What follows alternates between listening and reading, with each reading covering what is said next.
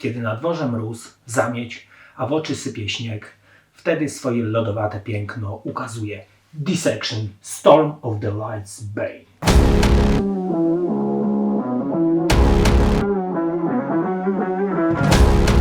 Dissection powstaje w 1989 roku w Stromstad w Szwecji z inicjatywy wokalisty i gitarzysty Johna Nottevida. Wykonują black metal z elementami melodyjnego death metalu.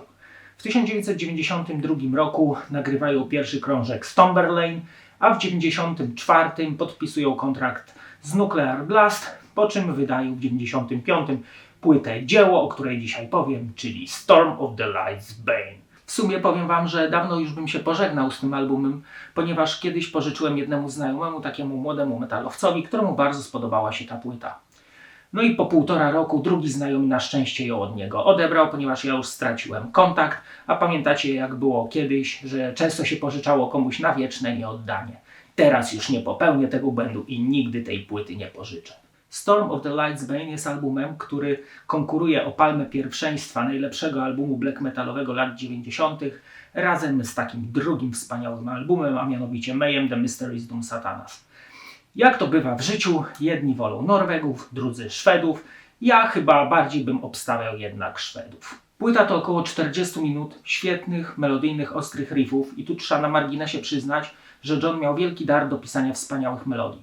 Do tego tnąca perkusja, wspaniałe blasty, ale również mamy tutaj zwolnienia, gitary akustyczne, jakieś szepty.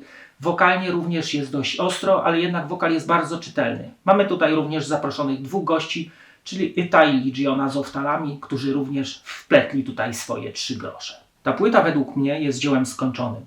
Ma taką niesamowitą aurę, wręcz wciąga w głąb jak się ją słucha. Kawałki zostają w głowie na dłużej, po prostu je zapamiętujemy.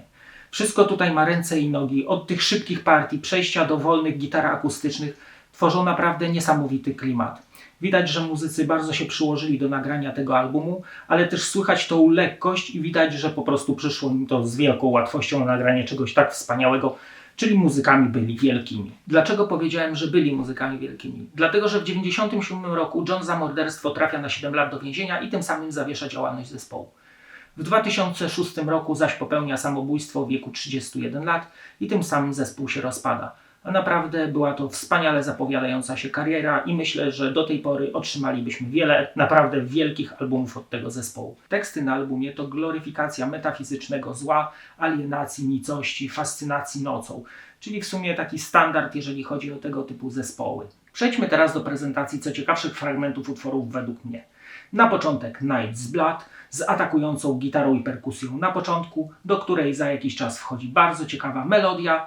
Kawałek naprawdę jest bardzo szybki, aż w pewnym momencie wycisza się i wchodzą piękne gitary akustyczne.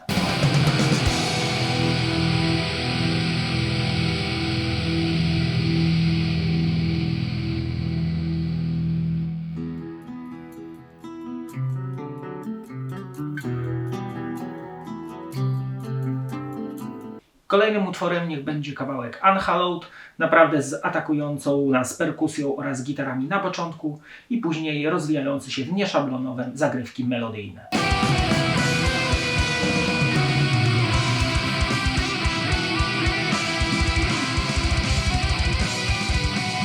Czwarty kawałek to utwór, dzięki któremu Dissection jest najbardziej rozpoznawalny, czyli taka quasi-ballada Where Dead Angels Lie.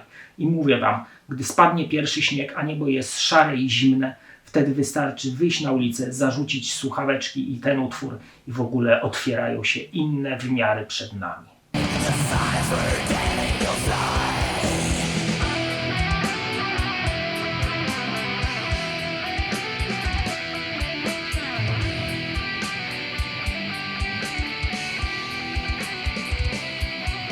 Thorns of Crimson Death prezentuje zaś tłuste riffy death metalowe.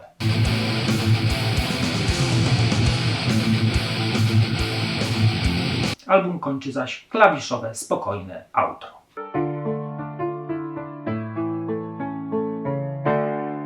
No i nadszedł czas na rzucenie okiem na okładkę i wkładkę. Na okładce widzimy czarnego żniwiarza, zresztą o którym jest kawałek Soul Reaper, który w jednej ręce dzierży klepsydrę, a w drugiej kosę.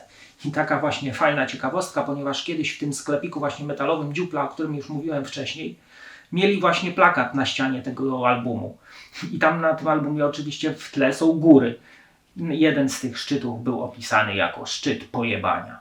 Okładkę do płyty narysował Necrolord, czyli człowiek odpowiedzialny za takie okładki do albumów jak Emperor in the Nightside Eclipse bądź Dark Funeral The Secrets of the Black Arts, czyli nazwy mówią same za siebie. Wkładka na szarym takim jakby kamiennym tle. Mamy teksty utworów. Na przedostatniej wewnętrznej okładce mamy informację, kiedy została nagrana płyta i gdzie, jak w tamtych czasach większość zespołów w Unison Studio. Oraz adres do kontaktu z zespołem. Na tylnej stronie okładki mamy odwrócony krzyż, trójząb, oczy na nas zerkające i 3 szóstki. Płyta CD tego wydania wygląda w sposób następujący. Na tylnej stronie pudełka mamy zdjęcia zespołów w tonacji fioletowej i tytuły utworów oraz wydawcę. W muzyce Dissection nigdy nie było prostactwa. Zawsze kojarzyła mi się ona z czymś więcej niż ze zwykłą sztampą. Ze wspaniałą melodią, super pracą gitar i perkusji, z klimatem i atmosferą, czyli z tym, czego szukam w muzyce. A teraz zapraszam Was do oglądania kolejnego odcinka. Cześć!